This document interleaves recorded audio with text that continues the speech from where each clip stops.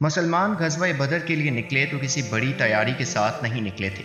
پورے لشکر میں صرف 2 گھوڑے تھے۔ ایک گھوڑا حضرت زبیر بن العوام رضی اللہ عنہ کا تھا اور دوسرا حضرت مقداد بن اسود کندی رضی اللہ عنہ کا تھا۔ لشکر کے پاس 70 اونٹ تھے جن پر لوگ باری باری سواری کرتے تھے۔ یہاں پر اللہ کے رسول صلی اللہ علیہ وآلہ وسلم کی تواضع کو دیکھیے کہ آپ دوسرے صحابہ کی طرح اپنے ساتھ 2 اور ساتھیوں کا انتخاب کرتے ہیں۔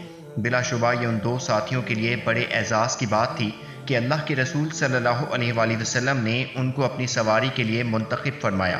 ان 2 ساتھیوں میں ایک تو حضرت ابو لبابہ رضی اللہ عنہ تھے اور دوسرے حضرت علی بن ابی طالب رضی اللہ عنہ تھے۔ اب صورت یہ تھی کہ 2 ساتھی اونٹ پر سوار ہوتے اور ایک پیدل چلتا۔